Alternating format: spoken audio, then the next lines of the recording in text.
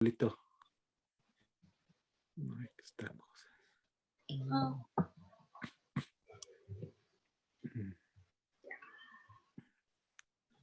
Espérenme tantito.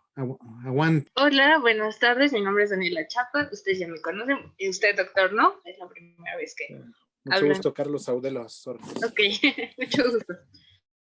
Pues hoy les voy a hablar del manejo del paciente politraumatizado, en especial de los adultos. Es un tema bastante largo y es una guía bastante larga, la de ATLS, pero les traté de resumir los puntos más importantes. Entonces, pues espero nos quedemos con esta información. Yo creo que, bueno, como un paréntesis, ¿no? Como un preámbulo a la introducción. Ahí nos vamos a estar enfocando, como lo dije en la sesión del día viernes, a lo ortopédico, ¿no? Yo sé que es importante en cuestión de politrauma, pues un contexto integral, pues que implica ahí trauma abdominal, trauma neuroquirúrgico, ¿no? Pero no en términos sucintos, vamos a enfocarnos a lo que es columna y extremidades, ¿les parece? Y ya lo otro, pues como que lo dejamos, sí lo mencionamos, pero lo dejamos en segundo plano, ¿no? Para avanzar un poquito más, ¿no? Oh, bueno, no se preocupe, ¿ok? No se preocupe. Sí. Adelante, por favor, ya. Adelante, por favor. Ok, bueno, primero que nada, ¿qué es un paciente politraumatizado? Pues es una persona que va a sufrir un traumatismo múltiple con afectación en varias regiones anatómicas.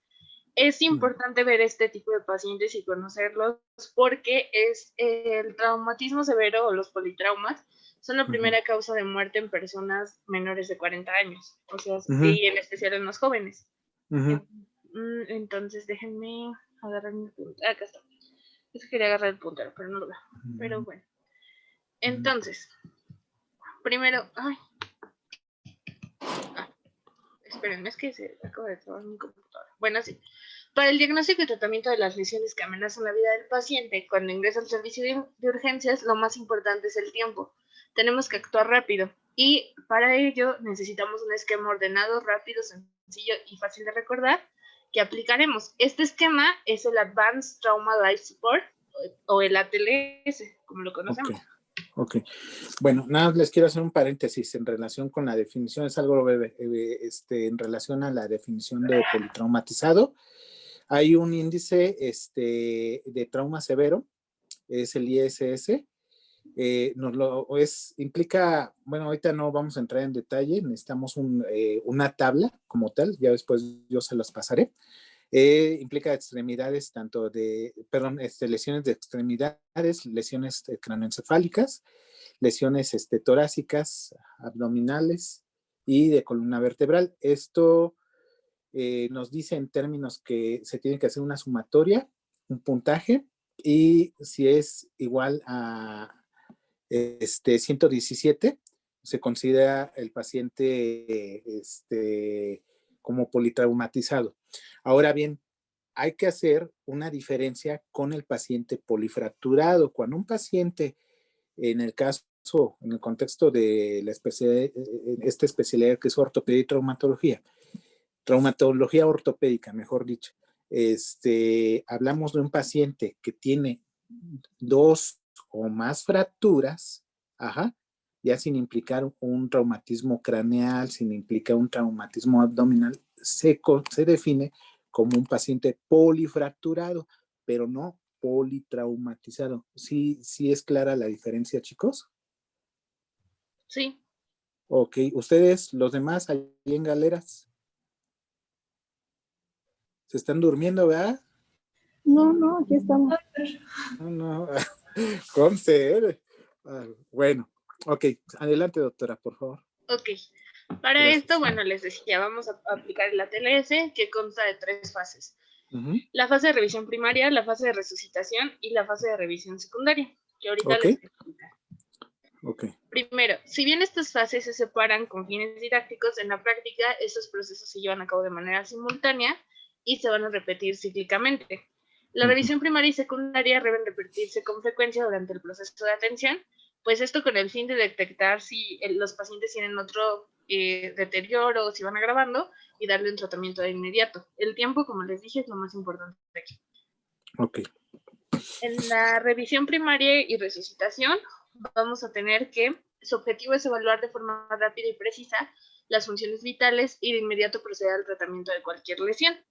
Esto nos vamos a ayudar de la mnemotecnia A, B, C, D, E, por sus siglas en inglés, y cada letra nos va a representar algo. La A nos va a hablar de la vía aérea con control de la columna cervical, la B de la respiración y ventilación, la C de la circulación con control de la hemorragia, la D del daño neurológico y la E de la exposición del paciente con prevención del hipotermia.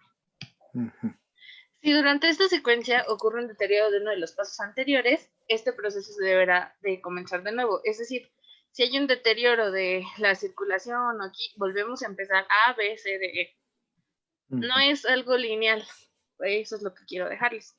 Bueno, en la vía aérea y el control de la columna cervical. La principal causa de muerte en los pacientes traumatizados es debido a una incapacidad de llevar oxígeno hacia el cerebro. Por ello es que es prioritario lograr que la vía aérea esté permeable y segura para que pues entre el oxígeno, llegue a los pulmones y haya un intercambio gaseoso adecuado. Debe suponerse que todo paciente traumatizado tiene una lesión de la columna cervical hasta que se demuestre lo contrario. Así, la tenga o no la tenga, siempre vamos a pensar que la tiene. Todas las maniobras que tengamos para evaluar la vía aérea deben hacerse con protección de la columna. ¿Y cómo vamos a realizar esta protección de la columna? Bueno, vamos a evitar movimientos de flexión, extensión y rotación de la cabeza, lo cual lo vamos a lograr mediante el uso de un collarín o un collar cervical semirrígido, o en su defecto, si no lo tenemos, con un asistente que sujete firmemente con las manos la cabeza del paciente por los lados, evitando cualquier movimiento del cuello. Lo que tenemos que evitar es... Sí. Ajá, sí, a ver, termine eso y ya. Ajá. Lo que queremos evitar es que pues haya más lesión y que este daño en las vértebras cervicales también se extienda. Ok, bueno, ok, gracias. Mire, paréntesis en relación a esto. No solamente, siempre a todo paciente, como dice la doctora, hay que considerarlo como que tiene una lesión no solamente cervical, sino de todos los segmentos de la columna vertebral, hasta no demostrarse radiográficamente, ¿no? Y haber hecho ya su ingreso hospitalario, previamente en el manejo prehospitalario por paramédicos, una valoración neurológica, ¿no? Entonces, sí, uno de los segmentos más, tanto el segmento cervical como el segmento lumbosacro son los más vulnerables porque son hipermóviles, tienen relativamente menor estabilidad que el torácico y el sacrococcígeo. Ahora bien, se tiene que hacer una inmovilización con un collarín rígido, que puede ser uno tipo Cincinnati, ¿ok? Y se tiene que hacer una movilización en bloque entre 2 o 3 personas. Una que esté sujetando el cuello y la mandíbula, otra que esté sujetando lo que es las extremidades inferiores, y el otro que coloque de manera paralela a las extremidades superiores, aducidas, o sea, pegadas a lo que es el tronco. ¿Ok? Esa es la situación. Bueno, continuamos, por favor. Ok. Entonces, bueno, ¿cómo vamos a diagnosticar la vía aérea? Para el diagnóstico del compromiso de la vía aérea hay que tener en cuenta 2 situaciones. Los pacientes que ya presentan una obstrucción ya establecida, que ya lo sabemos, y que ya tienen la sintomatología correspondiente a una obstrucción de la vía aérea, y aquellos que tienen un riesgo muy alto de desarrollarla. En ambas circunstancias se debe proceder a la corrección inmediata. Vamos a hacer, en este caso, si el paciente está consciente y está despierto, vamos a hacer al paciente una pregunta sencilla. Por ejemplo, su nombre. No solo nos va a permitir evaluar el estado neurológico, sino que también nos va a ayudar a ver el esfuerzo respiratorio, la calidad de la voz y la presencia de ruidos respiratorios anormales, o si se agita al hablar. Un paciente... O si tiene una respiración de manera espontánea, o sea, tiene la mecánica ventilatoria per se. ¿Ok? Eso ahorita lo voy a retomar más en la parte de ventilación, del tiraje intercostal y todo eso. Bueno, Ok. En un paciente que habla claramente, puede decirse que la vía aérea no está comprometida. Ajá. ¿Cuáles van a ser los signos que les digo de la obstrucción de la vía aérea? Agitación, alteración de la conciencia, retracciones intercostales y empleo de músculos accesorios y respiración ruidosa o estridor o ronquidos. Así. También verificar si no hay cuerpos extraños, ¿no? Exacto. Eso, bien. ¿Qué pacientes van a tener riesgo de la obstrucción de la vía aérea? Los pacientes inconscientes con trauma craneoencefálico, pacientes bajo efectos de droga o alcohol, pacientes con trauma maxilofacial severo, con trauma cervical, con trauma torácico, o pacientes que presentan una negativa para acostarse en decúbito supino. ¿Cuál va a ser el manejo de la vía aérea? Vamos a tener 3 tipos de medidas para el manejo de la vía aérea. Las medidas iniciales, las medidas de mantenimiento y las medidas definitivas.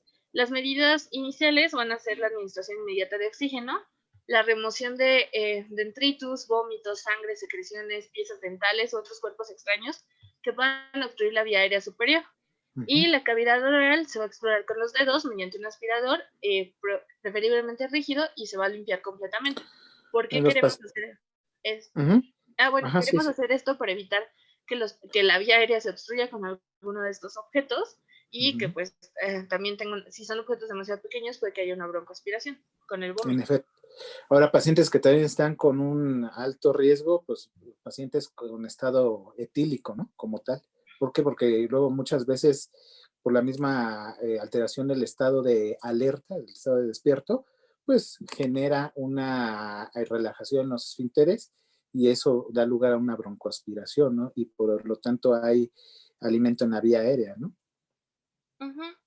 Ok, adelante, por favor. Las medidas de mantenimiento van a ser en pacientes con compromiso de la conciencia, la lengua va a tender a caer hacia atrás y esto va a hacer que la orofaringe se obstruya, y en este caso vamos a hacer algo muy útil, que es elevar el mentón, levantar la mandíbula desde ángulos maxilares o el empleo de cánulas naso u orofaringeas.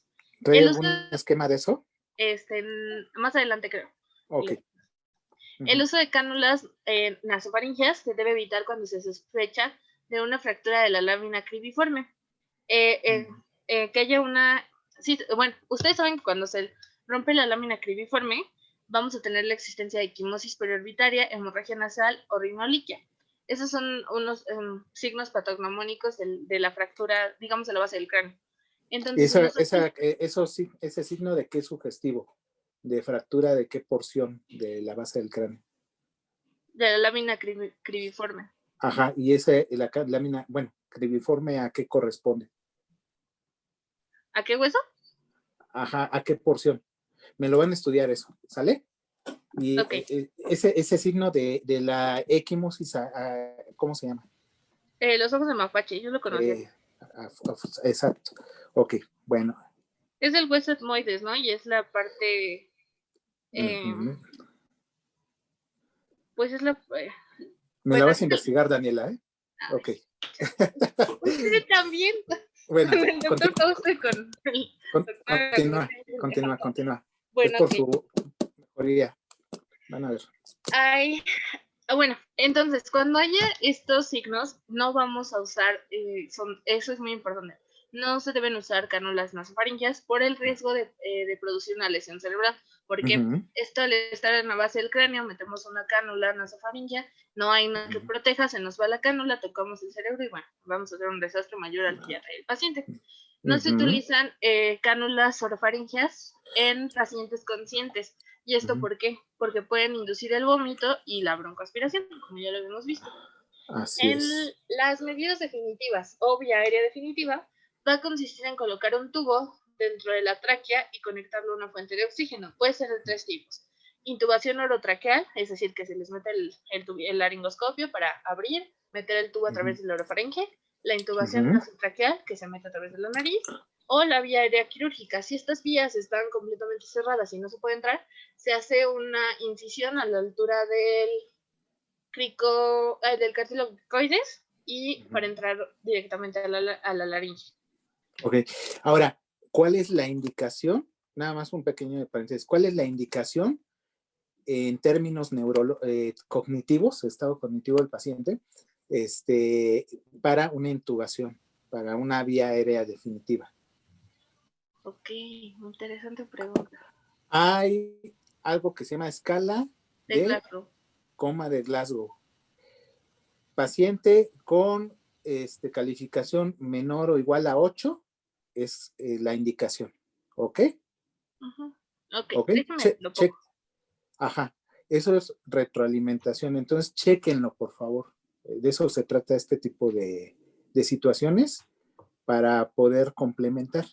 Como les decía en un inicio, sus exposiciones están muy bien y todo, pero siempre se trata de que nosotros como coordinadores complementemos la información, ¿ok? Y es una forma, vamos, de retroalimentación para que se nos queden mejor las cosas, ¿ok? ¿Sale? Y no solamente para la vía aérea quirúrgica, estoy hablando, así como lo está señalando, sino para cada una de las 3 opciones, ¿ok? Ujú. A ver, ok, continúale, por favor. Listo. Ahora, Gracias. de nada, vamos a la B. Entonces, la B nos va a hablar de la respiración y ventilación. La permeabilidad de la vía aérea no nos va a asegurar que haya un adecuado suministro de oxígeno, es decir, no nos va a asegurar que haya un buen intercambio gaseoso ni que nada de esta vía respiratoria esté bien. También es necesario que exista un intercambio gaseoso normal, lo cual va a implicar la integridad del aparato respiratorio. Entonces, para evaluar la ventilación, se debe exponer completamente el tórax, inspeccionar la simetría de la caja torácica, la amplitud de los movimientos de ambos hemitórax, tanto del izquierdo como del derecho, buscar heridas, distensión de las venas del cuello, palpar el tórax para identificar fracturas, dolor, enfisema subcutáneo, y el cuello para establecer la posición de la tráquea. Ustedes recuerdan que tiene que estar central. Percutir también para evaluar la matidez o hiperresonancia del tórax, y tenemos que auscultar la calidad y la simetría de los ruidos respiratorios. Ah, otra cosa que se me olvidaba mencionar. Cuando estamos en la evaluación primaria y resucitación, las únicas herramientas que va a usar el médico pues son sus sentidos y en este caso el estetoscopio para escuchar algunas cosas, pero no se van a hacer análisis de laboratorio, ni se van a hacer radiografías, ni nada. Eso va a ir en la revisión secundaria. Y ahorita como todo en la medicina, incluyendo la ortopedia, bueno, la traumatología, aunque ustedes no lo crean, también nosotros somos médicos, los ortopedistas, y no se rían, pues si no les bajo un punto. Fui yo, perdón. Pues no te rías. Es el hecho de que tenemos que llevar siempre el protocolo, ¿no? Del método clínico, que es inspección, palpación, percusión, auscultación, ¿no?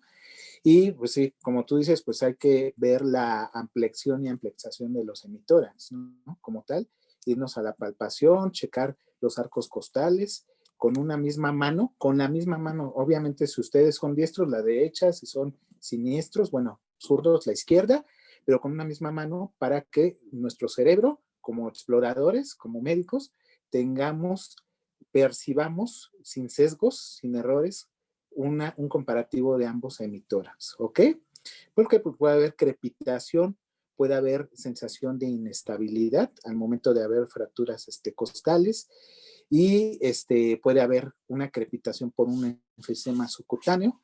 El cuello, efectivamente, para establecer la posición de la tráquea, hacer movimientos oscilatorios hacia ambos lados, ¿ok? En el caso de la tráquea, si no hay una pequeña crepitación, percutir la matidez o la hiperresonancia. ¿Por qué? Porque pues pueden haber colecciones de líquido, por ejemplo, a nivel del parénquima pulmonar, por ejemplo. Puede haber ahí datos de neumotórax, por ejemplo, y auscultar de manera simétrica, ¿no? Ambos emitórax, ¿ok?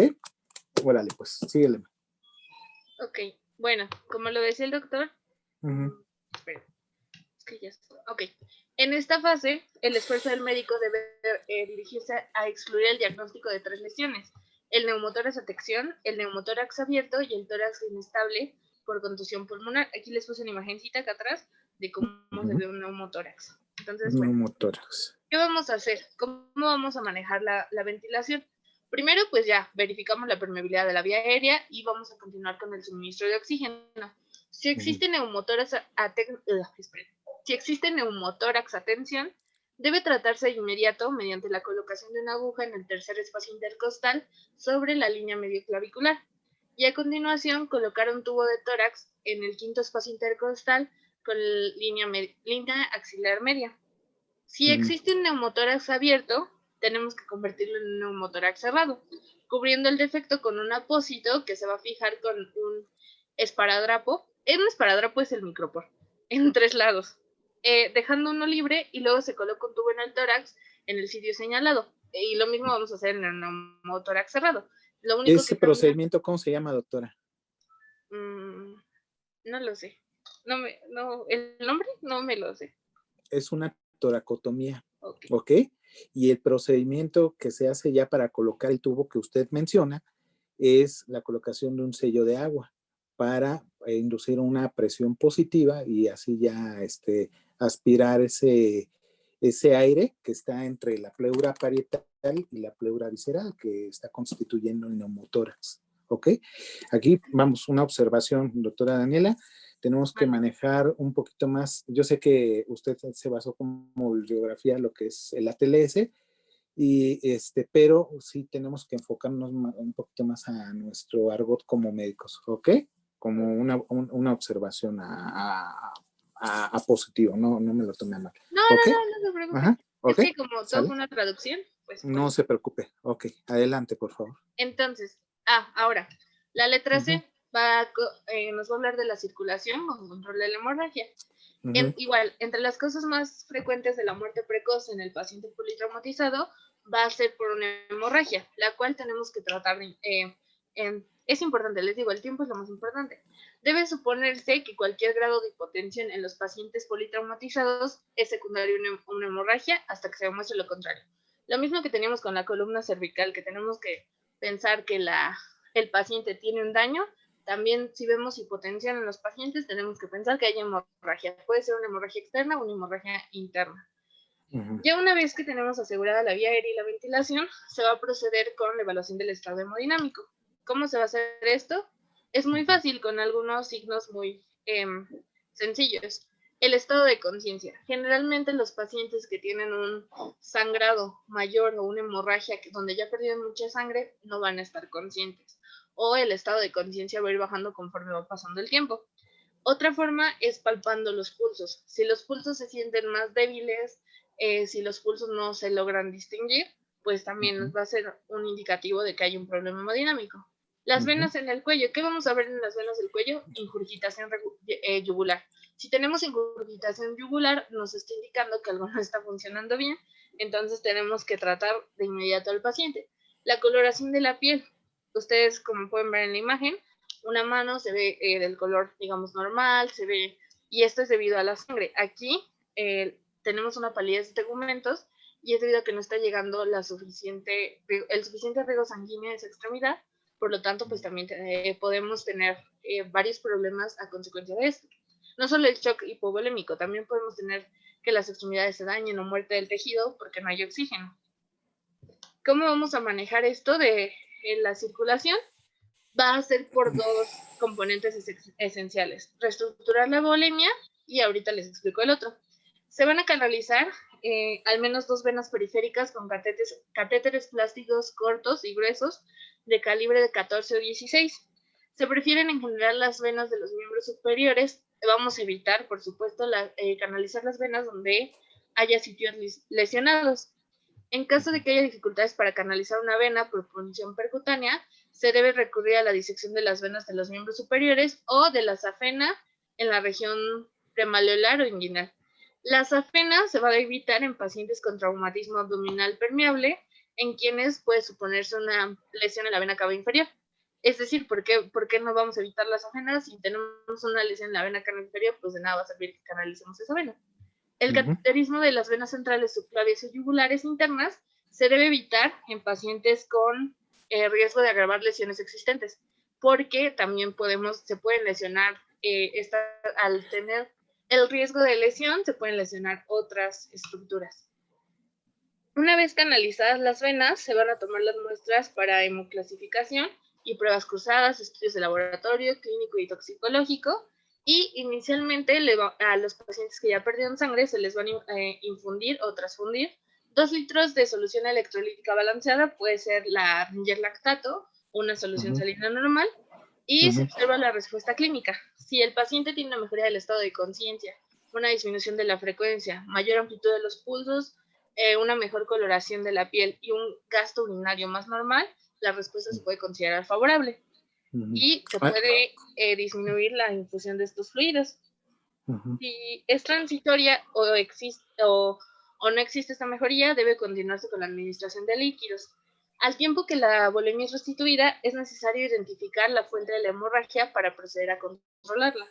Ok, bueno, hay un paréntesis, regresate tantito, por favor. Ahí, en ese caso, sí se tiene que llevar a cabo la mejor solución que se puede utilizar en estos casos es la de Ringer lactato, porque el paciente puede caer en un estado de acidosis.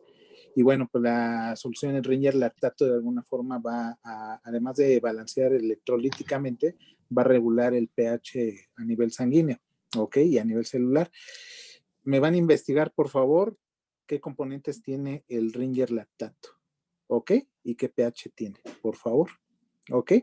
Porque es importante conocer nosotros como médicos qué es lo que le estamos administrando al paciente que vamos a atender en urgencias. Muchos de ustedes van a ser urgenciólogos o van a ser internistas o médicos generales, ¿ok? Y bueno, me quiero adelantar tantito. Si no hubiera una respuesta favorable, pues ya se tiene que proceder a los hemoderivados, pero me imagino ahorita que más adelante tú vas a ilustrarnos con algo al respecto. Sí. Ok, adelante, por favor. Ok. Bueno, y aparte, según yo, la Ringer lactato es pH 6, ¿no? Investígalo, por favor. Ok. Bueno, la otra medida, como les mencionaba, para el control de la sangre, va a ser el control de la hemorragia. Las pérdidas sanguíneas en un paciente traumatizado pueden tener solo estos 5 orígenes: una hemorragia externa, fracturas de huesos largos, pelvis, abdomen o tórax. Son las únicas 5 fuentes que vamos a tener de hemorragia. Ok. El control de la hemorragia externa puede hacerse por presión directa con la mano o el uso de torniquetes también, pero puede causar isquemia y lesionar los tejidos. El empleo a ciegas de pinzas hemostáticas no se recomienda, aunque pues ni es lo único que hay, pues a veces es lo que se usa. El manejo de la hemorragia intratorácica e intraabdominal va a requerir que los pacientes sean derivados a cirugía inmediatamente. La hemorragia pélvica se puede autocontrolar dentro de los tejidos blandos y musculares de la pelvis. Sin embargo, las decisiones pueden ser más complejas y los pacientes politraumatizados van a requerir un equipo multidisciplinario donde tiene que participar desde el cirujano general, el urgenciólogo, el traumatólogo, porque pues las lesiones no se van a limitar a un solo aparato. En caso de que tengamos una hemorragia por fractura de un hueso largo, el ortopedista puede practicar una fijación externa y el radiólogo para la práctica de una embolización angiográfica selectiva. Y bueno, durante este manejo circulatorio se deben insertar las sondas vesicales y sondas gástricas. La vesical es para tener un control de los fluidos que excreta el paciente y la gástrica pues para la alimentación. Ok, bueno, hay nada más un paréntesis. En relación a lo que concierne al traumatólogo, al ortopedista, en ese contexto,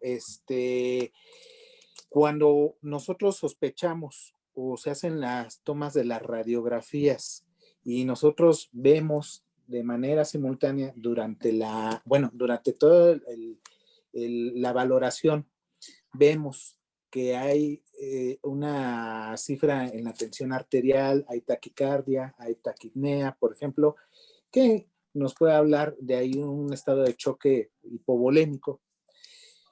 La hemorragia pélvica nos tiene que hacer sospechar en que hay una lesión y bueno, fue el caso de un mecanismo de lesión de alta energía, o sea, alta velocidad, como nosotros le llamamos en ortopedia, alta energía, y vemos que hay una inestabilidad en la pelvis, pues puede haber una lesión en libro abierto, una inestabilidad, nosotros le llamamos cizallante en la pelvis, es decir, que una de las dos semipelvis pues está verticalizada y hay un efecto que se llama de hemorragia en chimenea, es decir, las venas hay una hemorragia venosa y entonces toda esa hemorragia se está yendo hacia lo que es la cavidad abdominal, ¿ok? Es un sangrado que en un inicio no es aparente y entonces se empieza a ver una equimosis ya de manera tardía a nivel del abdomen. Nosotros tenemos como ortopedistas, como traumatólogos, de manera simultánea a la valoración y al manejo quirúrgico por el cirujano general, a una laparotomía, por ejemplo, tenemos que hacer la fijación externa de la pelvis, ¿ok? Para hacer ese cierre del de la lesión en libro abierto y con eso contribuir al control del estado de shock hipovolémico, ¿ok? Hay veces que, por ejemplo, se descarta esa lesión abdominopélvica o pélvica o ortopédica y pues hay otras lesiones como en extremidades y ahí ya no entra de manera prioritaria el ortopedista, entran las otras especialidades que son urgencias, que son cirugía general, neurocirugía y ya nosotros entramos de segundo plano, ¿ok? Sí. Ok, adelante por favor. Es que, ya, ok. La D va a corresponder al daño neurológico. Y bueno, la revisión primaria va a terminar con la evaluación neurológica, cuyo objetivo es establecer el estado de conciencia, el tamaño de reacción de las pupilas de los pacientes. Debe comprobarse si el paciente está alerta, si hay respuesta a estímulos verbales o solamente estímulos dolorosos o si está inconsciente. La calificación en la escala de coma de Glasgow no se va a realizar aquí, en la primera, en la revisión primaria. La vamos a revisar en evaluación secundaria. La alteración de la conciencia puede ser debido a hipoxia cerebral o a consecuencia de un traumatismo craneoencefálico. Por esta razón, ante un paciente con cambios de conciencia, deben revaluarse frecuentemente los estados de la vía aérea, la ventilación y el compromiso hemodinámico. Lo que les decía, o sea, vamos a regresar a estos pasos, no es una sola línea, vamos a estar yendo y viniendo. Para hacer el diagnóstico de la alteración de la conciencia secundaria e intoxicación, siempre se deben excluir causas más frecuentes como hipoxia cerebral o lo que les decía, el trauma craneoencefálico. El examen de las pupilas se limita durante la revisión primaria, solamente evaluar el tamaño, la simetría y la respuesta a la luz de las pupilas. Toda simetría en el diámetro pupilar mayor a 1 milímetro se considera normal. Ok, ahí en el ATLS te decía que no, en la revisión primaria no se evaluaba lo que era la escala de coma de Glasgow, segura. Pues eso. O habrá sido algún error en la traducción. Mire, la verdad yo tengo mis dudas de que no se evalúen esta. Pues sí, porque hay que siempre cuando te llega un paciente. Para intubarlo. Haz de cuenta, antes que decidir una intubación, siempre tú como traumatólogo, como urgenciólogo, te debe dar un referente el personal paramédico de cómo está su estado de conciencia y ellos conocen bien la escala de coma de Glasgow y eso pues se utiliza a nivel universal. ¿Ok? Entonces, no vamos a discernir de ese punto, ¿no? Okay. Se tiene que utilizar desde la revisión primaria, ¿ok? Supongo que para fines didácticos por eso lo dividieron así en la traducción, pero sí, yo también tenía esa duda y justo le iba a preguntar. Así es. Adelante, por favor. Bueno, la E nos va a hablar de la exposición del paciente y la prevención de la hipotermia. El paciente, ustedes han visto cuando llegan a la sala de urgencias, ¿qué hacen? Le cortan la ropa. El paciente debe desvestirse completamente, cortando la ropa en caso de ser necesario para su evaluación completa. Una vez desnudo, debe cubrirse con mantas secas y tibias para prevenir la hipotermia. Lo ideal, y tal vez la mejor medida de prevención de la hipotermia, es la administración de soluciones electrolíticas tibias a 39-38 grados. Para ello, hay que utilizarse un horno de microondas que permita calentar los líquidos hasta alcanzar esta temperatura. Obviamente, la sangre y sus derivados no se pueden calentar con este sistema. En el caso de que los pacientes no estén, se me había olvidado mencionarles. En el control hemodinámico, si los pacientes no respondieron a las soluciones y no se ha encontrado una causa de hemorragia, vamos a proceder a usar hemoderivados, es decir, a las transfusiones sanguíneas. Y por eso durante esta toma de muestras se hacen pruebas cruzadas y también se hace como para ver el tipo de sangre de los pacientes. porque no podemos transfundirlo en paquete globular que no le corresponde. Ese es tipo y cruce, ¿ok? Entonces, ok, a ver. Ahora, la revisión secundaria, ¿en qué va a consistir? Bueno, cuando se completa la revisión primaria, inicia la resucitación y los parámetros A, B, C, D, E se encuentran controlados, se comienza la revisión secundaria y va a comprender 4 aspectos. Otra vez, la revaluación de ABC, la anamnesis, el examen físico y los estudios de diagnóstico. La revaluación frecuente del ABC lo vamos a estar haciendo durante todo el proceso y se debe estar vigilando el estado de la vía aérea, la protección de la columna cervical, la función respiratoria, el estado circulatorio y la evaluación neurológica. Debemos estarlos evaluando porque si hay algún signo de deterioro, pues entonces tenemos que actuar y volver al paso 1. En la anamnesis, ya tenemos estabilizado al paciente, ya nos puede contestar. Todos los aspectos vamos a hacer una evaluación de todos los aspectos relacionados con el mecanismo de trauma, la escena del accidente, el estado inicial, la evolución, los antecedentes. Se pueden averiguar preguntándole al paciente o a sus familiares o al personal que le prestó la atención prehospitalaria, es decir, a los paramédicos o la gente que estuvo con él imagínense que es un paciente que chocó en la moto, pues quien vio cómo fue el mecanismo de trauma, cómo salió volando, pues nos puede decir un poquito. También nos va a hablar de qué tipo de lesión puede tener. Ahorita que todavía no tenemos los estudios de laboratorio ni de imagen. Los chismosos. Sí sirven de algo. El registro de los antecedentes deben incluirse alergias, el empleo de medicamentos en enfermedades sufridas anteriores al trauma, el tipo de sangre, pero aquí ya los tenemos, ¿no? Es muy importante también la hora de la última comida. Generalmente no se esperan hasta la evaluación secundaria. Eso es porque si los pacientes requieren cirugía urgente, si tuvieron una comida me parece que son 6 horas, ¿no? ¿6 horas antes o cuántas horas antes? De 6 a 8 horas antes. Pues también tienen riesgo de broncoaspiración al entrar a cirugía, la ingestión de alcohol o el consumo de otras sustancias psicoactivas. En el examen físico, pues, ¿qué vamos a hacer? Vamos a evaluar todo, ya que tenemos estado del paciente, pues vamos a evaluar de pies a cabeza, así, vamos a hacer una completa exploración física para revisar qué daños puede tener. En el caso de trauma, pues nos vamos a enfocar en la cabeza, en la columna cervical, las extremidades, y en pélvicas como torácicas. Y aquí era donde yo les puse la escala de como de Glasgow, que también en el examen físico lo vamos a hacer con el examen neurológico y vamos a estar evaluando, pero en esta escala la vamos a estar haciendo a lo largo de todo este proceso. Y los estudios de diagnóstico, les puse aquí una fractura de cráneo y vamos a usar lo más cercano que tenemos es las radiografías. Podemos usar TACs, resonancias magnéticas, pero generalmente lo más al alcance también es se me fue su nombre. El eco. Es que, se me fue el nombre. ¿El eco qué? ¿Enfocado a qué zona? Ahorita se los digo, es que se me fue la idea. Perdón.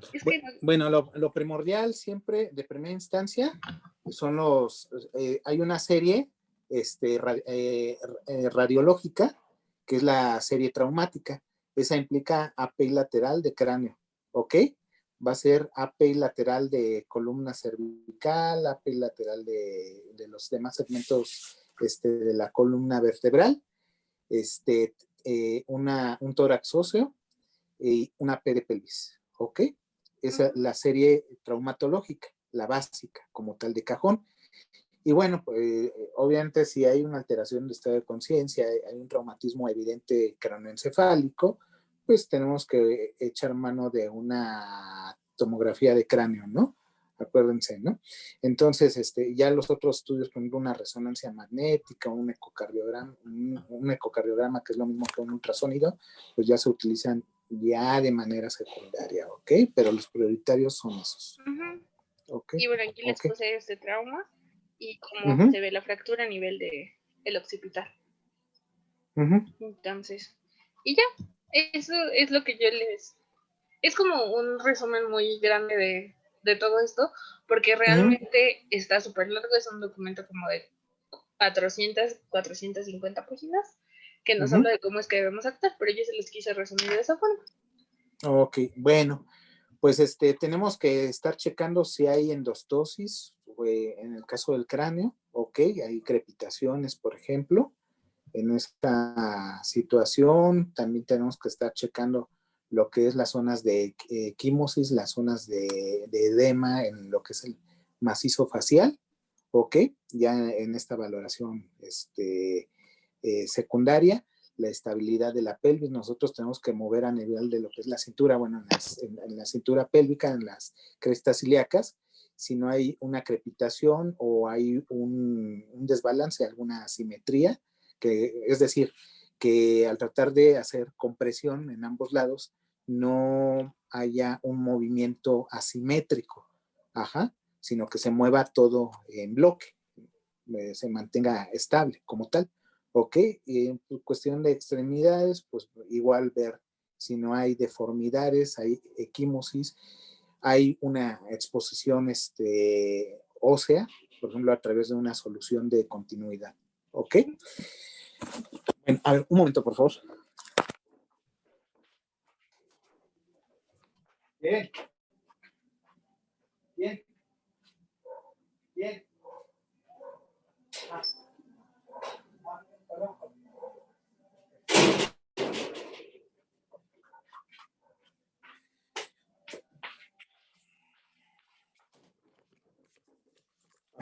A ver.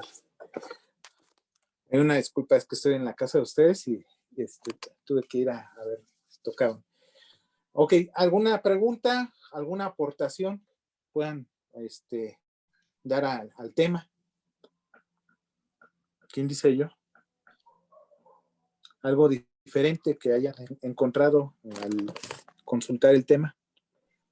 Bueno, algo que se me olvidó mencionarles al momento del examen físico es que Ajá. ya no se les quise poner porque llevamos todo el semestre viéndolo, pero pues se tiene que hacer, si hablamos específicamente de trauma, pues tenemos que hacer una evaluación completa de las extremidades, tanto de los movimientos, si hay dolor, si palpamos los pulsos, o sea, todo lo que ya sabemos. Que es Sí, eso ya no lo reto. Dentro del contexto, bueno, ahí voy a salirme un poquito, ¿no? Vamos, pues parte desde el punto de vista ortopédico, ¿no? Traumatológico. En cuestión de una lesión, nosotros siempre, acuérdense, en lo que es, ¿ustedes ya les tocó rotar acá en ortopedia, en urgencias de trauma, en Villacuapa? No, No, ni nos va bueno, a con tocar. esta situación, pues sí, ay, Dios mío. Bueno, aquí la situación es el hecho de que tenemos que ver el mecanismo de lesión porque puede haber mecanismos axiales, es decir, caídas de 2 metros de altura, por poner un referente o más, que puede ser una caída, vamos a decirlo así, en white plash, que es de cabeza, le llaman de lo que es el clavadista, o puede ser una caída igual, mecanismo axial, pero como se dice en bipediación, ¿ok? En caída libre, eso pues eso por ejemplo, también lo que son los traumatismos de alta velocidad, de alta energía, vamos, un accidente automovilístico en el cual pues un paciente sale expulsado a través de lo que es el parabrisas, ¿ok? O lesiones en las cuales, por ejemplo, llevan el cinturón de seguridad y por el mismo mecanismo de que hay una desaceleración súbita, pues se generan lesiones por compresión o acuñamiento en los cuerpos vertebrales. Aquí yo estoy hablando específicamente en lesiones a nivel de la columna vertebral. Y como decíamos en un inicio, nosotros no podemos dejar un paciente con una lesión de alta energía, ya sea un mecanismo de caída libre, axial, vamos a decirlo así, o por un accidente de alta velocidad automovilístico, no podemos dejar de sospechar que sea con un paciente con lesión de columna en cualquiera de sus segmentos, prioritariamente lo que es columna cervical y lumbosacra, hasta no demostrar lo contrario. Por eso el protocolo de la revisión, bueno, desde el manejo prehospitalario, se debe hacer una inmovilización, como se decía en un inicio, con un collarín rígido, con una tabla rígida y bueno, se tiene que movilizar todo en bloque, ¿ok? Y no solamente lo tienen que hacer no puede estar haciendo 2 personas, lo ideal es que lo hagan 4 personas simultáneamente. Ahí, como se trata de una lesión de columna, nosotros le tenemos que pedir al paramédico, cuando llega al servicio de urgencias, que nos ayuden a movilizarlo en bloque, en decúbito lateral, y nosotros tenemos que hacer una palpación. Primero, como todo método clínico, una inspección, porque puede haber una desviación de la línea media, puede haber zonas de equimosis en la línea media, puede haber, digamos, extensión a las zonas paravertebrales, o que las que están paralelas a la columna, y acto seguido tenemos que hacer una digitopresión, que es parte de la palpación, para ver si hay cierta crepitación. Tenemos que ser muy sutiles, tenemos que ver si hay ciertos datos se cotejen de inestabilidad, ¿ok? Y aquí no aplica la percusión, para nada la auscultación, pues bueno, en el caso de ya que se tenga que valorar por urgencias de manera concomitante, pues los tórax, ¿no? O el abdomen. El hemitórax, los hemitórax o el abdomen. Y pues se tiene que hacer la serie, complementar ya desde el punto de vista paraclínico con las series radiológicas, de traumatológica, que implica lo que son los segmentos de la columna vertebral. ¿Ok? Aunado a esto, dentro de la valoración, como estamos yendo y viniendo, como decía la doctora Daniela Chapa, es el hecho de que si vemos que hay una lesión de la columna, potencial lesión de la columna vertebral, hasta no demostrar lo contrario, tenemos que hacer a su llegada al servicio de urgencias una exploración neurológica ortopédica, agregada a la exploración neurológica cognitiva. Entonces, la exploración neurológica ortopédica, ¿qué implica? Implica, si es posible, si así el contexto lo permite, el paciente lo permite de acuerdo a su estado de conciencia, hacer y que se haya hecho una, digamos, una evaluación de la inspección y de la palpación de la columna, verificar lo que es la fuerza en las extremidades, en las 4 extremidades, ver lo que es la fuerza en los diferentes segmentos musculares, lo que nosotros llamamos miotomos, ver la sensibilidad a través de la exploración topográfica de los dermatomos, ¿ok? En las extremidades superiores, nosotros valoramos desde lo que es C5 hasta T1 en esos segmentos, ¿ok? Y en las extremidades inferiores valoramos de L5 hasta S1, o si ya después nos permite, ya que vamos, dependiendo de las lesiones concomitantes, valorar otros dermatomos que están en las porciones posteriores de las extremidades inferiores, ¿ok? Y también tenemos que hacer una valoración de los reflejos osteotendinosos, para checar pues también la integridad, ¿no? Si no hay una liberación en correspondencia, extrapiramidal, en correspondencia al estado de cognitivo del paciente, ¿ok? Entonces, eso pues también lo tiene que hacer de manera concomitante el servicio de urgencias, el servicio de neurocirugía. Se tienen que valorar los reflejos bicipitales, tricipitales, el supinador largo, lo que es los reflejos rotulianos y los reflejos aquileos, ¿ok? Para poder tener una apreciación clínica de que si tenemos una lesión a nivel de columna, poder determinar los segmentos o niveles raquídeos que puedan estar afectados, y ya, como decía la doctora Chapa, yéndonos a estudios más complejos como una tomografía o bueno, ya un poquito más adelante una resonancia en el caso de la columna, pues ya poderlo corroborar para un tratamiento ya definitivo, ya más específico, enfocado a este problema de la columna. No sé si fue claro, ¿tienen alguna duda, alguna aportación, preguntas? Yo hablo de mi área, ¿eh? Aquí yo le estoy haciendo aclaración de mi parte, ¿no?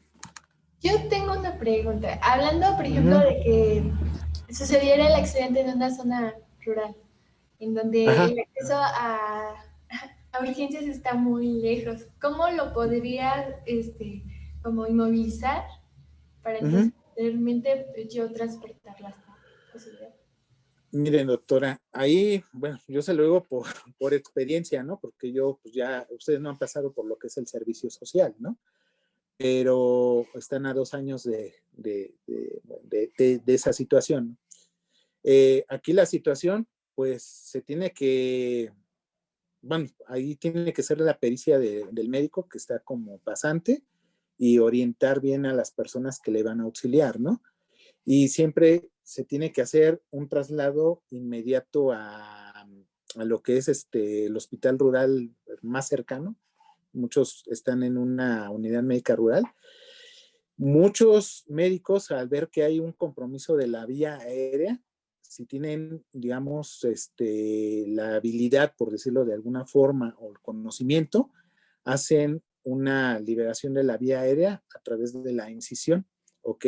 A nivel de lo que es la tráquea, para poder tener un acceso, ¿no? De manera auxiliar, de manera provisional. Y bueno, pues el traslado, si vemos que es una lesión, vamos a decirlo así, de alta energía, que implica pues ahí una potencial lesión neurológica a nivel de columna, a nivel craneal, mejor dicho, craneoencefálico, pues ahí sí hay que hacer como tal la movilización en bloque, ¿no? Obviamente, pues ahí quien va a ser el líder de equipo, vamos a decirlo entre comillas, va a ser el médico, y pues no vamos a tener ahí paramédicos, ¿no? Pero pues va a haber gente que no, va a faltar gente que tenga que auxiliar y el médico tiene que orientar cómo manejar al paciente en bloque para hacer el menor daño posible hasta que llegue al centro hospitalario y pues se le tengan que hacer la evaluación y ya después pues hacer los estudios que se requieren, ¿no? Como tal, como ya vimos, ¿no? Okay. Esa es la situación. Ajá. ¿Alguna otra pregunta?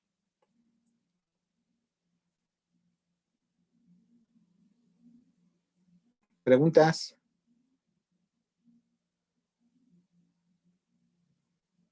Chicos.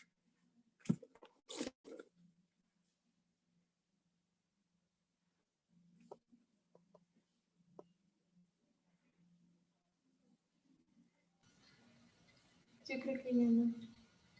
Ya no, ¿verdad? Ya se salieron todos, ¿verdad? No estaba pensando, pero creo que no, doctor. No, aquí estamos, pero no hay dudas. Aquí anda. Ok.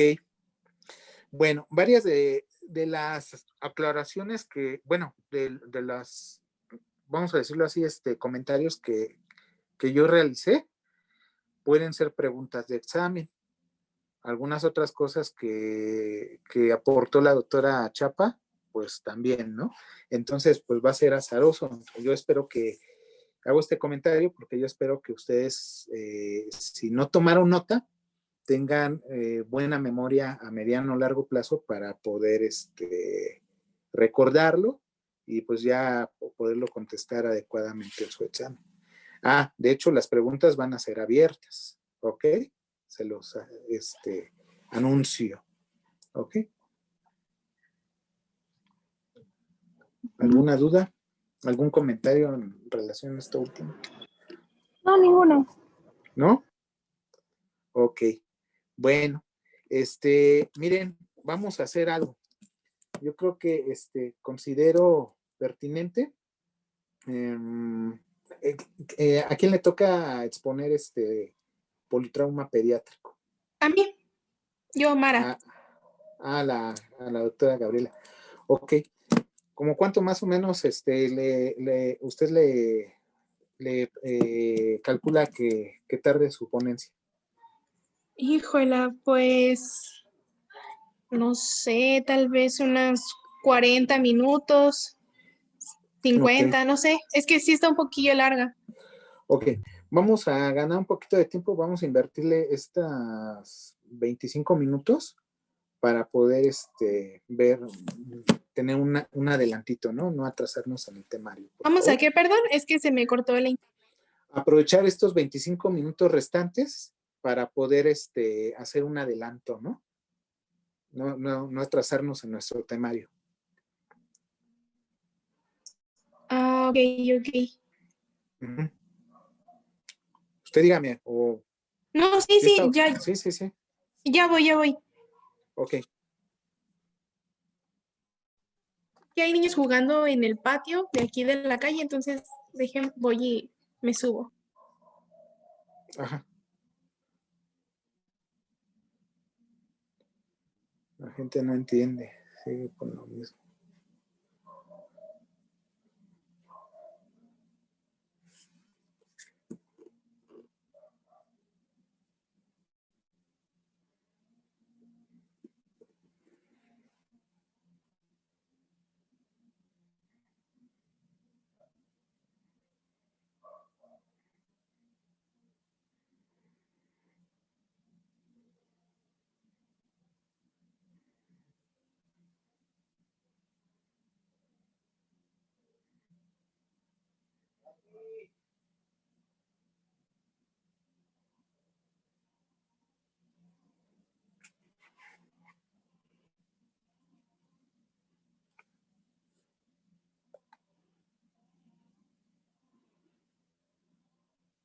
Hasta que alguien puso bien mi apellido.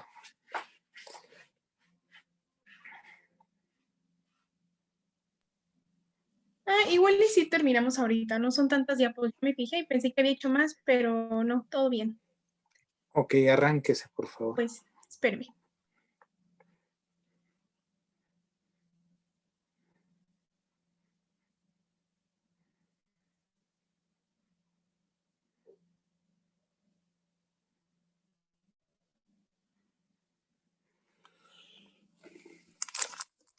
¿Ya pueden ver todos la pantalla completa? ¿Sí se escucha?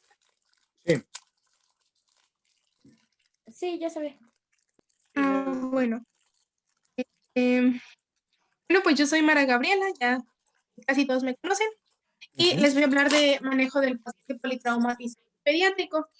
Este tema, la verdad, cae un poco en la repetición porque realmente se siguen el mismo orden que con un paciente traumatizado adulto, ¿no? Nada más hay como otros detalles que agregar a esto.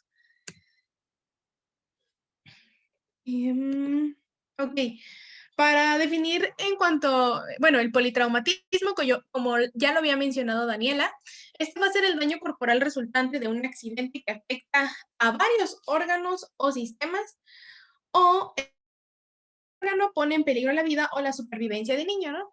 En este caso, pues bueno, ahí vemos a un niño, pero pues realmente no sufre ningún daño mayor.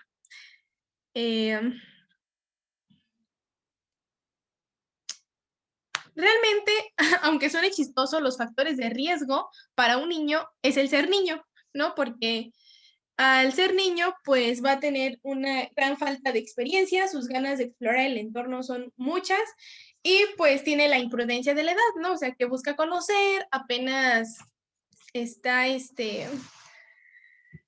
desarrollándose en su entorno, conviviendo con otros niños, entonces obviamente esto representa un factor de riesgo porque puede meterse en situaciones de peligro, ¿no? Como el meter los dedos ¿cómo se llama? El enchufe donde uno conecta las cosas, o el estar por su estatura, o lo que sea, golpearse con objetos puntiagudos como la mesa o algún mueble. Entonces, realmente el ser niño para los niños es un factor de riesgo, y en los adolescentes también se llegan a puede ser se propicie un accidente en busca de aprobación social, ¿no? O sea, de que te reto a hacer tal cosa y pues si no lo hago, no me van a querer. En esa etapa, recordemos, muy vulnerable. En el caso del niño, no tiene noción del peligro en términos sintetizados. Y en el caso del adolescente, vamos a decirlo de una forma, su inteligencia visuoespacial no es adecuada. Ellos no tienen todavía como durante la adolescencia ocurre un fenómeno neurológico, vamos a decirlo de una forma, de que esa situación de poder determinar su cerebro, las dimensiones en el espacio o, por ejemplo, el lugar donde está sustentándose, donde está caminando, por ejemplo, está deambulando, no puede tener una relación adecuada con su cerebro y con su mente de manera simultánea, y por eso pasan este tipo de accidentes. Hay estudios acerca de eso en neurología. Bueno, es como un breviario cultural nada más. ¿Ok? Ok. Adelante. Uh-huh. Y bueno, los traumatismos van a representar la primera causa de muerte infantil en países desarrollados. Obviamente también existen otros elementos que predisponen al paciente pediátrico al momento de sufrir lesiones por accidentes en los diferentes escenarios, ¿no? Estos factores lo va a hacer diferente al adulto, ya que también actúan como determinantes para el pronóstico mismo. Entonces, dentro de estos está el diámetro y el peso de la cabeza. Por ejemplo, mi hermano cuando estaba chiquito, estaba aprendiendo a caminar, estaba muy cabezón, entonces a veces le ganaba el peso a meter unos buenos golpes. Entonces, eso tiene mucho que ver.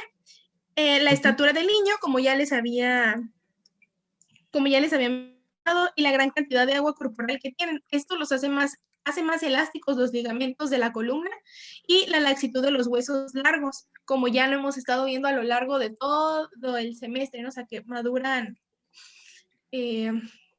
requieren tiempo para madurar, los huesos no nacen completamente osificados. También van a tener una menor rigidez de la pared abdominal y va a haber flexibilidad de las estructuras de protección en la cabeza, pues, de los pacientitos, ¿no? Y lo más importante es que ellos no saben qué hacer en una situación de riesgo. O sea, simplemente existen. Ok. Adelante. ¿Quiere agregar algo aquí? No, está bien. No te preocupes. Ok. Bueno, en cuanto a la etiología, un estudio en 2011 en México logró como clasificar que los menores de 5 años, en los menores de 5 años la mayoría de las causas es asfixia y trauma al nacimiento. De los 5 a los 9 van a ser accidentes de tránsito como pasajeros y de los 10 a los 14 accidentes de tránsito pero atropellados. Y de los 15 a los 19 años el homicidio es la principal causa de muerte pediátrica. Bueno, aquí en México realmente sería hasta los 18 años porque hasta entonces todavía son considerados pediátricos. Bueno, en ese último grupo etario también son los accidentes automovilísticos, ¿no? Porque están aprendiendo sí, igual.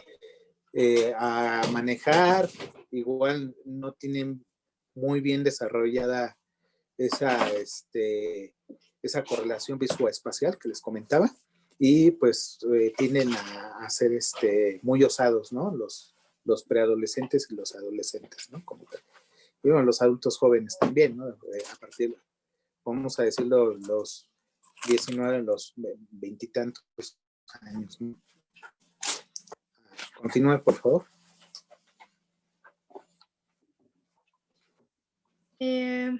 Ok, los mecanismos de lesión más frecuentes son el atropellamiento y los accidentes automovilísticos, así como usted los mencionaba hace 2 segundos. Y también van a estar las caídas, los juegos recreativos, deportes extremos, contusiones o quemaduras, y la mayoría de estos suelen suceder en el hogar. Ok, aquí quiero hacer mención de un paréntesis. En el caso de los accidentes automovilísticos, se da mucho de que no utilizan el cinturón de seguridad y pues pueden salir un alto índice de los mecanismos de lesión de alta energía es por una expulsión, hay una colisión de alta energía y hay una expulsión de alguno de los pasajeros a través del parabrisas. En estos casos llegan a tener un índice de mortalidad muy alto, el pronóstico es muy malo, la supervivencia es de alrededor del 8% nada más de los casos, ¿ok? Hablando de los mecanismos de lesión. Uh-huh. Adelante, por favor.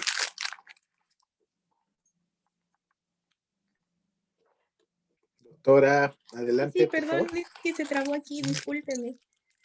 El tipo de lesión más común va a ser el traumatismo cráneoencefálico, Uh-huh. leve, en un 71%, Uh-huh. el moderado va a ser en un 14% y el severo en un 8%. Uh-huh. Y pues dentro de las lesiones de cráneo, las más frecuentes son las fracturas de hundidas de cráneo, el hematoma subdural, epidural, el esguince cervical, pues por lo mismo de los accidentes automovilísticos, las hemorragias subaracnoideas, la fractura de órbita por arma de fuego, como hablamos de los homicidios, y pues fracturas de la base del cráneo y sobre todo el cuerpo extraño penetrante. Ok. Y aquí cabe recalcar que el riesgo es mayor cuanto menor es la edad de la víctima, bueno, del pacientito, ¿no? En este caso, los chiquillos tienen más riesgo. Ok. Bueno, aquí igual, como ya les había comentado, el formato universal a través del cual podemos tratar de primera intención a un paciente traumatizado pediátrico va a seguir bajo los lineamientos del paciente adulto traumatizado. Entonces, prácticamente vamos a retomar algunas cosas que acabamos de ver en la expo pasada. Primeramente se va a realizar una exploración rápida, o sea, fundamentalmente clínica para detectar lesiones con riesgo vital y pues, tratarla lo más sencilla y eficazmente, sobre todo, ¿no? Lo primero que sabemos va a ser permeabilizar la vía aérea mediante maniobras de apertura. Por lo general puede, bueno, y si es necesario, pues la intubación. Posteriormente la oxigenación, siempre con la mayor cantidad de oxígeno posible. Y pues tratar todas las lesiones que impidan esto. Obviamente en el neurológico, escala de coma de Glasgow, observar pupilas y en cuanto a la circulación, pues el control de hemorragias, ¿no? Otra vez que va a ser bajo el protocolo ABC. Aquí es muy importante el control cervical y es de verdad sumamente importante porque en todos los artículos que leí hablaban de que la permeabilidad aérea era lo principal a tratar, bueno, poner aún más atención en el paciente pediátrico porque este es evitable y suele suceder mucho y las causas también por las cuales los pacientitos se mueren. Entonces, en la mayoría va a haber una caída de la lengua hacia la faringe cuando el paciente está inconsciente, entonces hay que realizar la maniobra de frente mentón. Y en determinado caso, pues obviamente observar si hay algún objeto que está obstruyendo la vía aérea y sacarlo. Ok, aquí quiero hacer un paréntesis. Qué bueno que tiene esta imagen donde está el paciente en decúbito y le están haciendo la subluxación mandibular con los dos dedos de, vamos a ponerlo así, de la mano derecha, con la mano izquierda se está sujetando en hiperextensión la región frontoparietal del cráneo, hace una hiperextensión del cuello, ¿no? Esto en el caso de los pacientes pediátricos, algo que, bueno, para complementar lo que dijo la doctora Chapa, en el caso de los pacientes adultos, generalmente se hace igual una subluxación temporomandibular, pero es con ambas manos de manera simétrica, ambos extremos de la mandíbula, y se hace una protrusión de la mandíbula, es decir, se desliza hacia adelante. Con eso ya podemos igual hacer un aseguramiento de la vía aérea de manera provisional, ¿ok? En el caso de los niños que, bueno, ahí ustedes que matizan en la figura de arriba, la que tienen a diferentes fotitos, ahí vamos, pensando que a lo mejor tenga una obstrucción de la vía aérea, no por un traumatismo, sino es un cuerpo extraño, ahí al niño, pues dependiendo de la edad, ¿no? Al niño pequeño, por ejemplo, un lactante, se le tiene que poner sobre el regazo, la persona que está llevando a cabo el auxilio, se tiene que poner el abdomen y hacer un golpeteo con la mano extendida, con la mano abierta sobre la región torácica, ¿ok? Y ahí, bueno, ya se corrobora en lo que es la foto que está en la parte superior y en medio, que tiene la flecha color azul apuntando hacia abajo, ¿ok? Igual en la del extremo derecho. En niños más grandes, esa maniobra, ahí está la maniobra tiene un epónimo. ¿Cómo se denomina esa maniobra? La que está realizando la mamá en la parte de abajo. La de Helmich. La de Heimlich, así es. Se hace una compresión a nivel de lo que es el epigastrio, ¿ok? Con las dos manos juntas, empuñadas, y se hace una compresión hacia lo que es cefálico, hacia el tórax, para hacer un forzamiento hacia el diafragma, ¿ok? Con eso vamos a poder, ayudar a hacer una expulsión del cuerpo extraño. Y si una persona, ustedes se han preguntado, bueno, como breviario cultural, más que nada por eso ahorita yo puntualizaba, de acuerdo a la edad, en una persona que luego puede llegar a estar sola, ¿cómo le hace para poder ayudarse? A sí misma, valga la redundancia, si no hay quien le ayude y está en ese compromiso vital, ¿ok? Está que se lo lleva al carajo. Con una silla, ¿no? Con el respaldo de una silla, exactamente. Igual, algo similar al Heimlich, se hace sobre lo que es el epigastrio para inducir una compresión hacia el diafragma. Y con eso ya poder hacer la expulsión pretender hacer la expulsión del cuerpo extraño. ¿Ok? Adelante, por favor. Ok, bueno, si la obstrucción es por secreciones, igual deberán de aspirarse y ante todo momento mantener en posición neutra la columna. Entonces, aquí aplica, ¿no? Lo que usted comentaba. Hasta no debe de demostrar lo haber contrario. alguien asistiendo, para estabilizar, tener una estabilización cervical. Así es, una inmovilización en bloque, como ahorita el protocolo, como ya lo habíamos mencionado, auxilio 4 personas, ¿ok?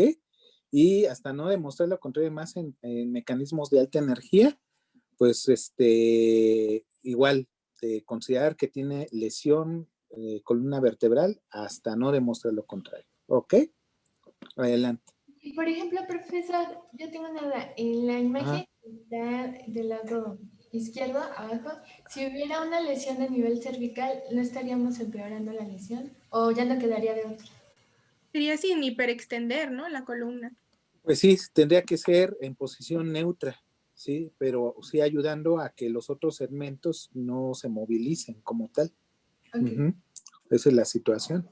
Sí, la cuestión es, acuérdense que antes que nada, en relación a lo que es la nemotenia, bueno, en el caso de airway, que es la A, tenemos que ver que el paciente esté haciendo, como dijo la doctora Chapa en el tema anterior, en el adulto, percibir que esté inhalando y exhalando, ¿no? Escuchar, ¿no? Para ver que pues de que esté la vía aérea disponible y pues de que no haya necesidad pues de hacer algún otro procedimiento, ¿no? Como tal. Y bueno, pues ya nos vamos a valorar lo demás, ¿no? Dentro de lo que es el ABCD, ¿ok? Okay. Adelante, por favor. Y estas son algunas de las indicaciones de intubación en el niño politraumatizado en caso de que que haya un paro cardiorrespiratorio, una vía aérea no sostenible, obstrucción de la vía aérea, cuerpo extraño al cual no podemos acceder, un traumatismo facial o laringio. En el caso de la ventilación, pues que haya una dificultad respiratoria intensa y o progresiva, shock refractario o cualquier estado de shock, y un Glasgow menor a 9. A ver, déjenme preguntarle a mi esposa, ella es pediatra.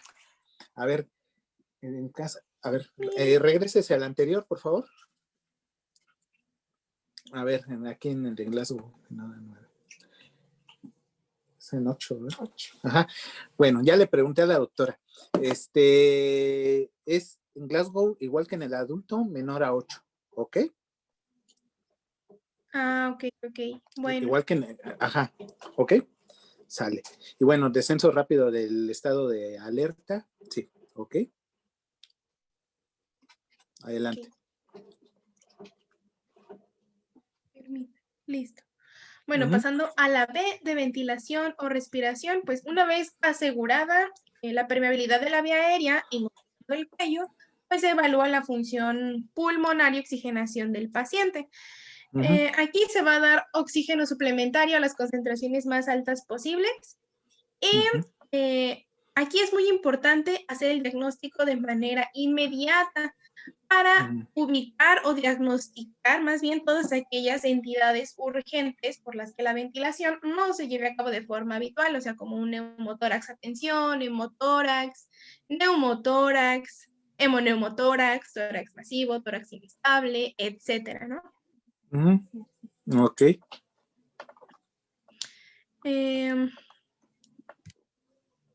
Bueno, aquí están ya lo que les acabo de decir.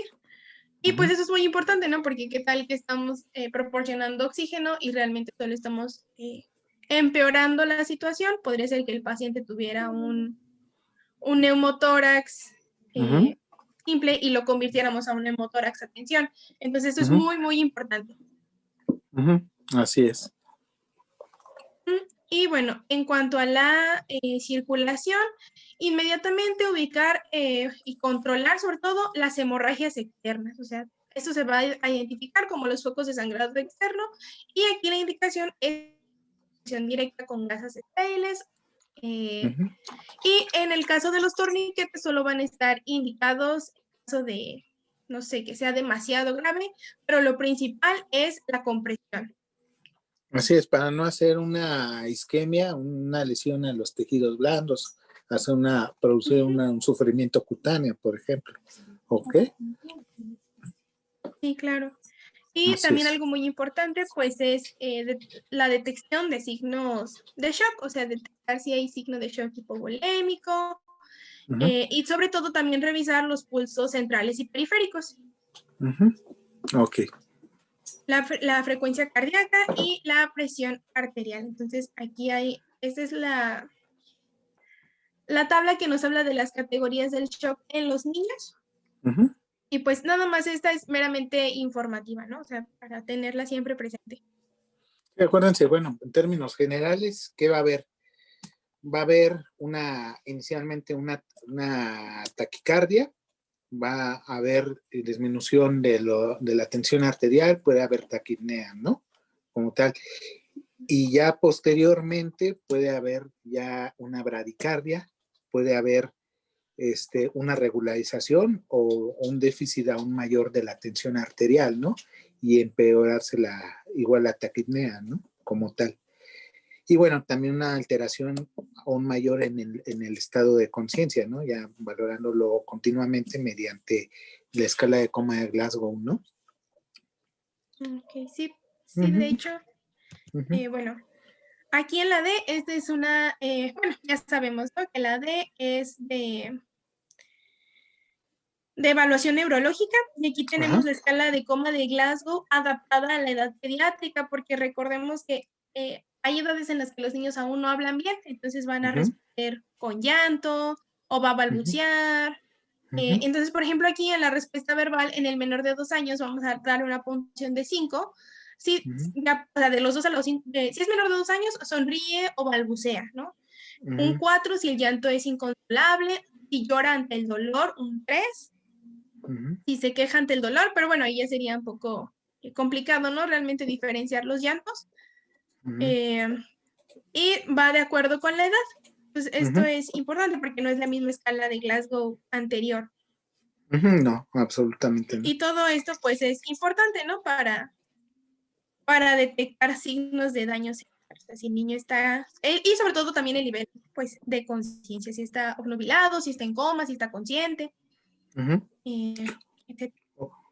Sí, y bueno, esto digamos que sería, vamos a ver, antididáctico, aprendernos lo de memoria, sino que nosotros pues lo tenemos que estar aprendiendo, vamos, mediante el ejercicio constante, ¿no? Poniéndolo en práctica, ¿no? En los diferentes grupos de edad, así como lo señalan. Ujú. Ok, adelante, por favor. Y aquí tenemos el índice de traumatismo pediátrico. Uh-huh.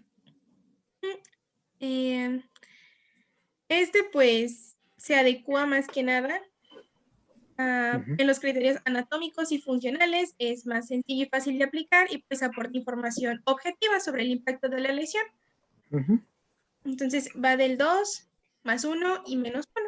Entonces tenemos el factor del peso, la vía aérea, cómo se encuentra, los pulsos centrales y periféricos, el estado de conciencia, las heridas y si hay fractura, ¿no? Ok. Entonces es algo igual a considerar para facilitar más que nada el manejo eficiente del paciente. Bueno, esto más que nada, como yo les decía como en el caso del adulto, hay un índice de severidad, ¿no? Para determinar si un paciente es politraumatizado. Igual, de manera similar, no es lo mismo, pero de manera similar este índice nos sirve para determinarlo en el caso del paciente pediátrico, ¿no? Para determinar si un paciente cumple como tal con la definición de politraumatizado, ¿no? Tomar varios parámetros, que es el ortopédico en caso de fracturas a nivel costal, por ejemplo, a nivel craneal, las heridas, el estado de conciencia y los otros parámetros. ¿Ok? Sí. Uh-huh. Adelante. Y bueno, esta ya resume todo. Eso es más que nada para cuando lean después la exposición Uh-huh. en cuanto al triage de los niños. Ok. Ok, Y lo que me esto es mencionó. muy importante porque el paciente politraumatizado, el niño siempre debe estar monitorizando constantemente, ¿sí? Uh-huh. Se deben de realizar exploraciones periódicas para detectar problemas ya sea como sangrado, abdominal o progresión de hematomas intracraneales. Así es. Ahí en caso de los niños, tenemos que ser muy, muy, muy acuciosos.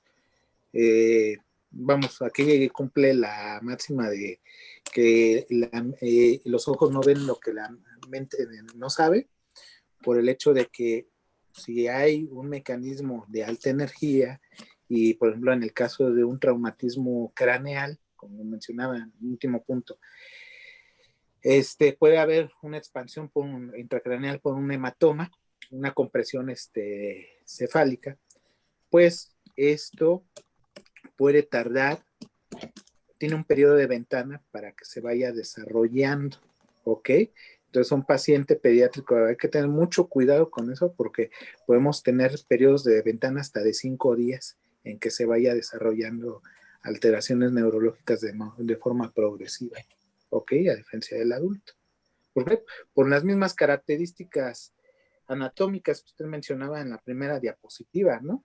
Tiene mayor capacidad de expansión a diferencia de un adulto que se manifiesta de manera inmediata. ¿Por qué? Porque pues en el adulto la bóveda craneal es más hermética, no tiene capacidad de expansión como tal. Tiene menor periodo de ventana para poder llegar a desarrollar un deterioro neurológico cognitivo, ¿no? Ok. Y manifestarse pues también a nivel periférico, ¿no? Ajá. ¿Qué más? Ya, es todo. Hasta ahí. Ok, pues muchas gracias. ¿Algún comentario, preguntas? ¿Algo que quieran aportar, que hayan visto, consultado en relación a este tema? Yo tengo una pregunta. Así es. Entonces, un paciente politraumatizado que es, pues ahora sí que menor de 18 años, ¿lo ve un trauma o lo ve un pediatra como tal? No, mire, doctora, bueno, se tiene que ver de manera multidisciplinaria. ¿Por qué? Porque, bueno, de alguna forma el médico pediatra, pues, digamos que es el médico internista de los chiquitos, ¿no? Vamos a, entre comillas, ¿no? Entonces, o el urgenciólogo de los chiquitos. Entonces, de alguna forma, ellos se van a enfocar a valorar de primera instancia pues, el estado de conciencia, ¿no? Los signos vitales, si hay datos de un choque hipovolémico, por ejemplo, y ya nosotros como, mejor dicho, traumatólogos con el apellido ortopedistas, es decir, traumatólogos de columna y extremidades, ya vamos a intervenir, vamos a ser interconsultados, ya intrahospitalariamente, valga la redundancia, pues ya en el contexto de poder valorar las lesiones a esos niveles, ¿no? Ya lo que es, por ejemplo, un trauma a nivel torácico, un trauma, por ejemplo, que implica también, pues, ahí pulmones, ¿no? Un neumotórax, hemotórax, etcétera. Eso lo puede manejar bien el pediatra o el cirujano pediatra, en el caso de los peques, de los chiquitos. Y lo abdominal igual el cirujano pediatra. Y ya la cuestión de un traumatismo craneal, ahí tiene que intervenir el neurocirujano, ¿ok? No sé si contesté a lo que iba enfocado su pregunta. Sí, doc, gracias. De nada. Igual, en el adulto, igual nosotros nos vamos a enfocar, como los ortopedistas, columna, extremidades, pelvis. Y ya lo que corresponde, por ejemplo, allá una situación visceral, ¿no? Decía abdominopélvico o torácico, pues ya le corresponde al cirujano general y pues ya ahí, por ejemplo, en traumatología en Villacuapa, Lomas Verdes, el hospital de trauma que gusten y manden, se maneja ese protocolo, las lesiones faciales, el cirujano maxilofacial, aunque por lo general a veces está en quirófano o no hay, ¿ok? Y la cuestión ya de una situación, un traumatismo craneoencefálico que amerita un manejo quirúrgico, el neurocirujano, ¿no? Como tal. ¿Ok? Igual, así en el caso del adulto, ¿no? Sí, doc, gracias. De nada. ¿Alguna otra pregunta?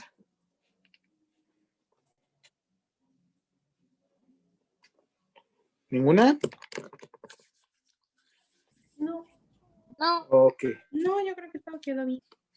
perfecto. Bueno, pues hay varias cosas de las que yo puntualicé. Pueden ser potenciales preguntas de examen. ¿Ok? Y ya pues bueno, ya de lo que fue en relación con lo pediátrico, bueno, pues se repiten algunas cosas en el mismo protocolo, de acuerdo al protocolo que se maneja en el adulto. Generalmente, vamos, yo tengo una pregunta, a ver si alguien consultó, o si no, se van a ir a consultarlo. En el caso de querer obtener accesos vasculares en el paciente pediátrico, ¿cómo se realizan? ¿Cuál es la diferencia que en el adulto? ¿A dónde se busca si no hay accesos vasculares con facilidad?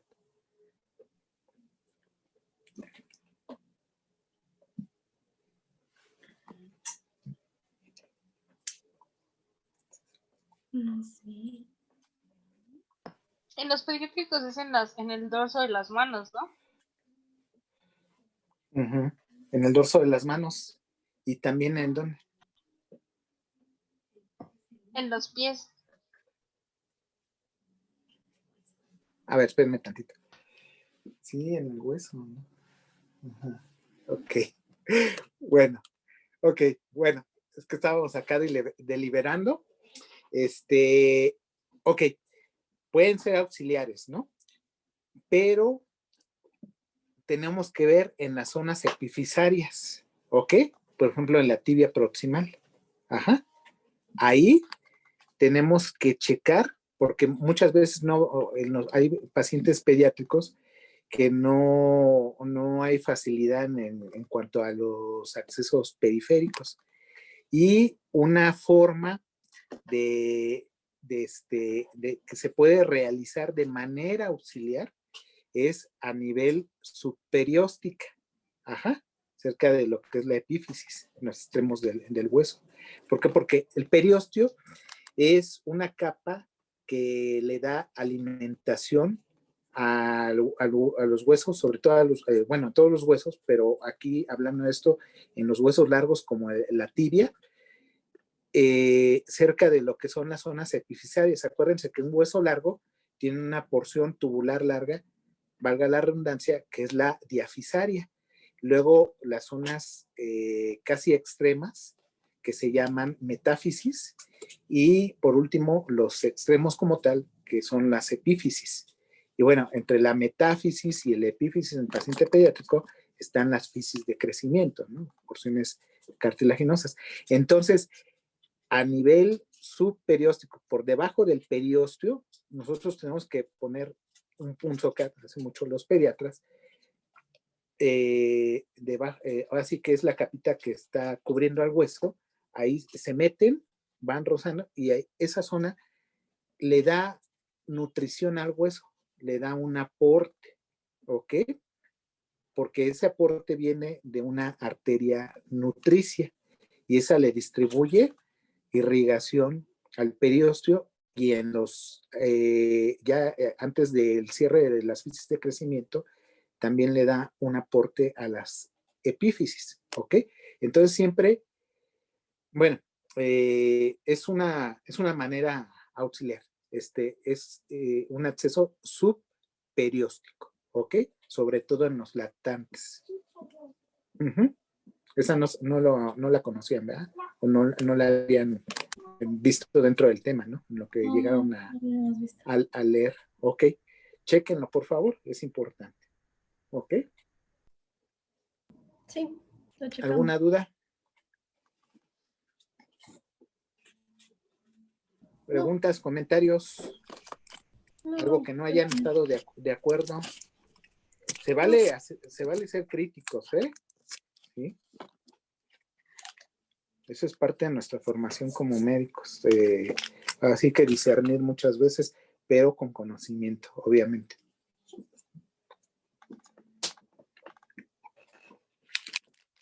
Ok. Bueno, pues muchas gracias. Nos vemos el viernes. ¿Ok? Ok. Mañana ya les toca con el doctor Fausto, ¿no? Sí. Bueno.